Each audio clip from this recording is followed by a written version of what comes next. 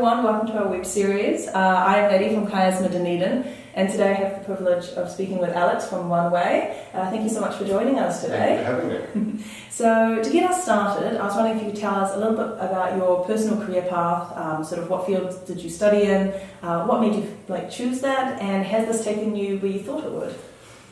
So I make video games, which is probably the easiest way to start. I always sort of wanted to, until I was 10 I wanted to be a comic book artist.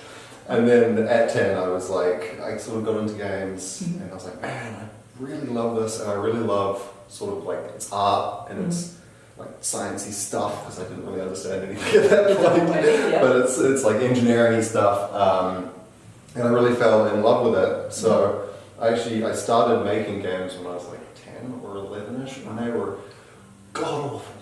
they're terrible. I mean, they would be. But I really enjoyed it, and it was something that I really stuck with.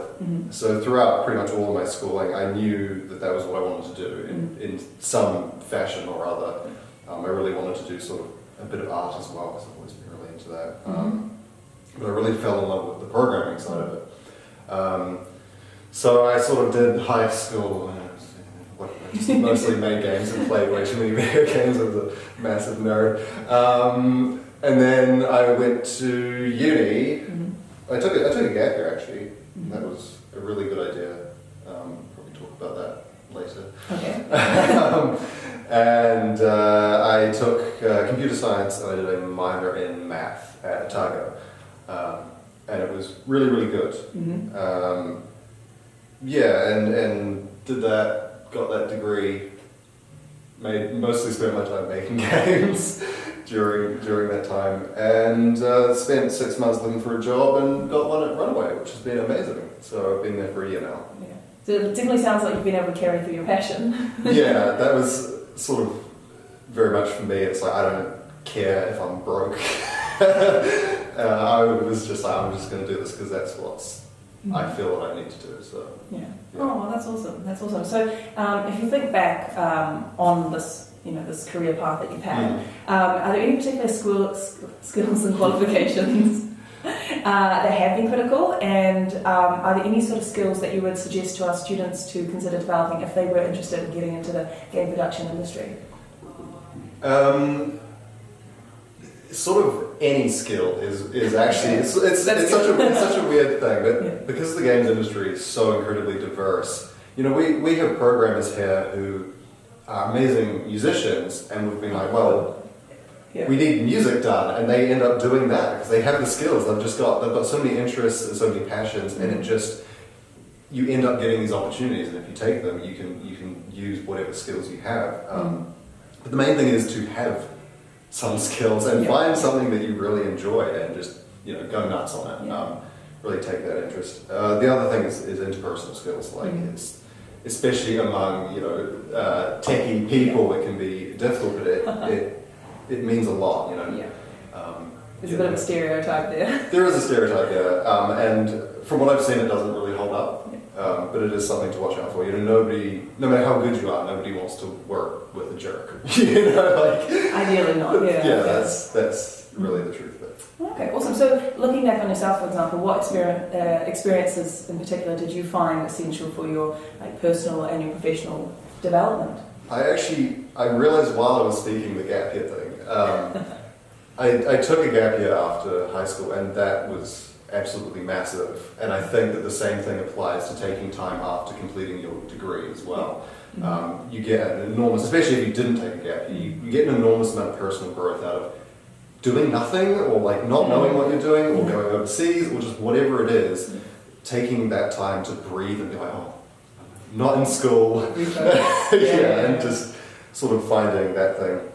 The other thing I did is I went on exchange. I went to Canada for 1 semester, which only ends up being like 4 months, but it feels way longer while you're there. That was just amazing for mostly personal growth. It was also interesting being thrown into a different learning environment and just being like, I don't know what's happening. Slightly different system. Yeah, and like blackboards, what's up with that? Ancient technology. Ridiculous. But those are probably the two main things. Okay, awesome. Right, well, good to know that our students should be considering going overseas for a bit. That's good. Well, obviously, this relates quite well to our next question, which is, given the current pandemic, obviously travelling isn't quite as flexible as it used to be. Yeah. So what suggestions would you maybe give a student who's worried about their future employment opportunities? Like, how do you see this being either a positive situation or silver linings at least coming out of this? Go into games. We don't take much of a hit actually. At all? Yeah, not too bad. No, I don't know. I can't speak for larger companies, but definitely smaller companies. We have the flexibility to just go remote when we have to and that sort of thing. And there's quite a bit of hiring going on. Like Pickpocket at the moment are just like throwing jobs out. I guess everyone's trapped at home. What else do you do? Exactly. So hopefully it won't affect games too much. It is a very interesting time, but obviously like tech is resilient as well. So it's kind of, in some ways, it's opening doors for lots of new tech. So I wouldn't be too scared. Okay, awesome. Well, I mean that's really reassuring, I think, for a lot of people to think, because obviously, especially in sort of STEM regions, there are a lot of jobs that are not doing as well. So it is cool to know that, especially for our students who are interested in the gaming industry, that there is a future for that still. All right, well, bringing on to our last question, what is one element of personal and professional development that you would suggest every student consider pursuing?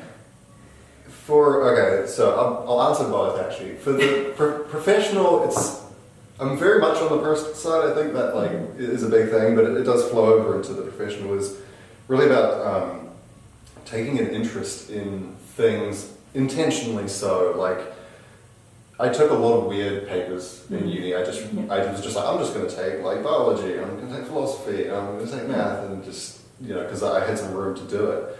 And nothing was boring. If you try and take an interest and you try and relate things and you get really into stuff, everything is interesting. Everything is fascinating. It's a crazy, complicated world we live in. And that really takes you far because it makes it easier to learn, and it makes it easier just to really become specialized and yada yada. In terms of just purely personal, this is so sappy, but it's something that took me way too long to learn. Is just be a really good friend. It's important. But it's something that it sounds not quite. It sounds a bit more sappy or a bit more silly than it is. Is really invest in people and invest in having good friends and build families with the people around you, because it comes back to you. It comes back to you hugely, and it affects everything. It affects how you interact with people in your jobs. If you make it a habit to be compassionate and to really care about those around you, it all comes back. Okay, awesome. Well, no, I think that's fantastic advice, because if you can be good at working with people, nowadays it's all about teams. Even if you're the biggest, computer nerd or what have you, statistician or what have you, being able to work with people on that business side, Definitely. Awesome. Well, Alex, thank you so much for coming along today and finding time on your undoubtedly busy day. But yeah, That's awesome. Friday. All right.